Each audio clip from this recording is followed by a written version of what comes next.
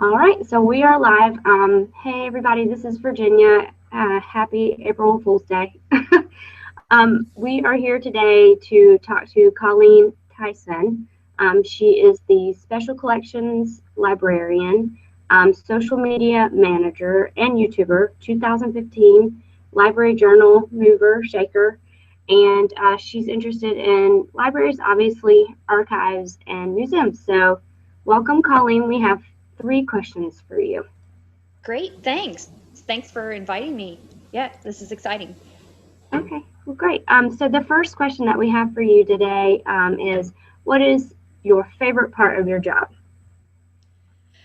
Well, I like almost everything about my job, but I think my favorite part is when we have a new idea and we're just starting to plan a really big project. And I love that excitement of everybody brainstorming and coming together to start developing a new idea.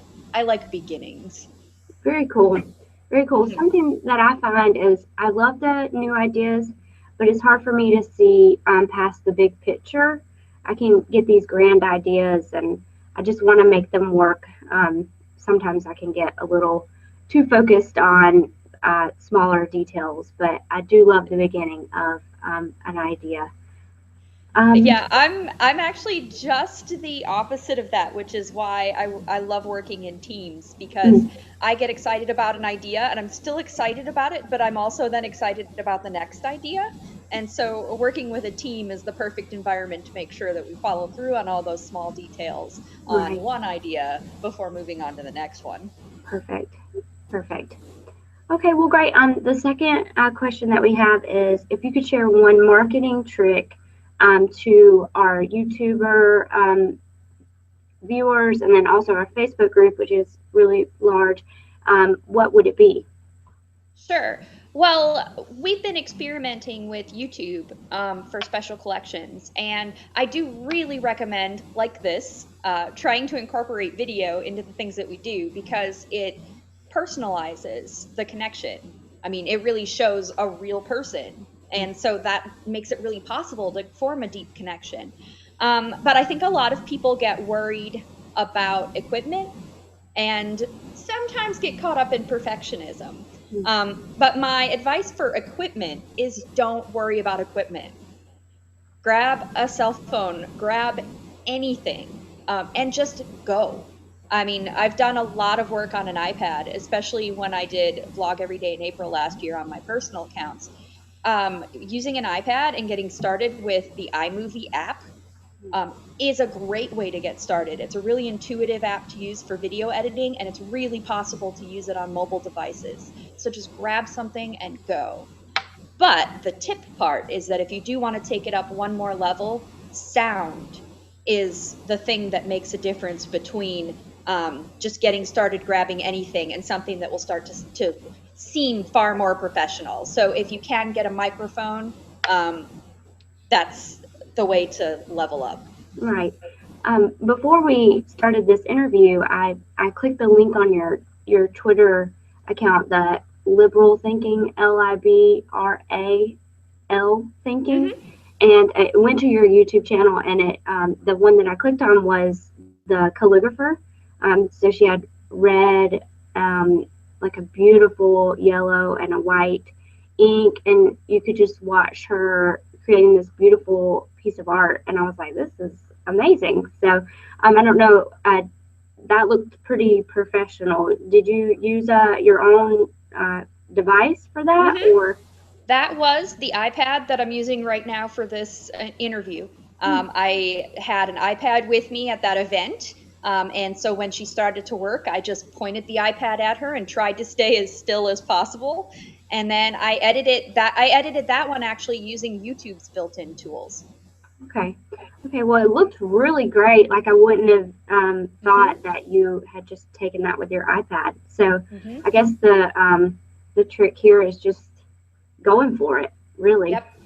Well, and the thing I love about that is that then we're also modeling that courage to make something. Hmm. because it's scary. It's scary to make things, especially in a field where you don't feel like an expert, and put yourself out there that way. And that's something else that we're offering by making video, is demonstrating the courage that it takes to try. Right. And people love videos. They love being able to watch Mm-hmm. something, especially with that one. I felt like you didn't even have to have any sound. You could just watch her create this beautiful word art, and Mm-hmm. it drove so much to your channel. Mm-hmm. Not only for special collections, but outside of that, it brought in your events and a whole other realm of art to it. It was a good video choice. I felt like. Um, Okay, well, Thanks. our last question that we have that's come up to me in the past couple of weeks, one thing that I like to ask people is, what do you do when your audience doesn't show up for an event? Yeah, this is a really tricky question, and it's part of the ongoing evaluation of how do you get the word out about an event.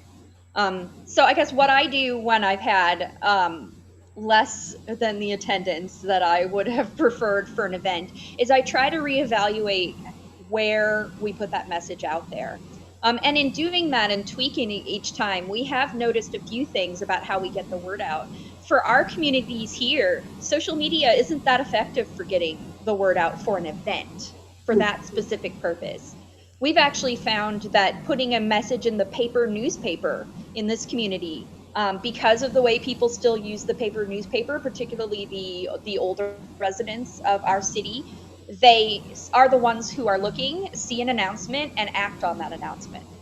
And so putting it in a paper newspaper drives up our attendance.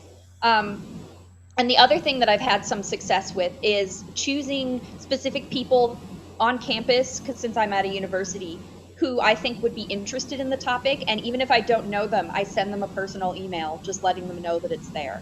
And so far, I haven't heard that that's annoying. Some of them, I've seen them come. It's actually been a really successful strategy, because it's not just a blast announcement to everybody. It's saying this seemed like something that fits in your area of interest, in your research interest, and so it just seemed like a good match. And then I think it doesn't end up seeming like spam, but more like hearing about it through word of mouth from somebody who does genuinely think they'd be interested.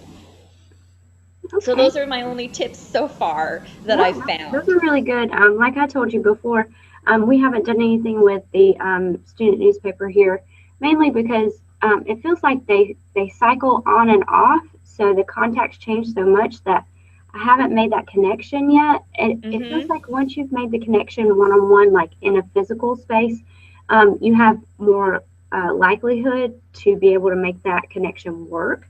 But if you're buying ad Mm-hmm. space within the paper, then I can see how that would be, really successful. But oftentimes, as marketers, we look at our events and we're like, how can I make this better? So that's a really Mm-hmm. different outlook at it. Yeah, and I try to ask that even when it has gone well, Yeah. and What else evaluate can the I same do? way. Yeah. What worked this time? Okay, well, we like to do these videos pretty short, so if you would like to follow Colleen, you can follow her on Twitter. Like I said, LIBRAL Thinking, Liberal Thinking. And you can connect with us also on Facebook. There are links in our YouTube channel information, so definitely connect with us there. So thank you, Colleen. Yep, and UI Spec Call on YouTube. Definitely. Thank you. Okay. Mm-hmm.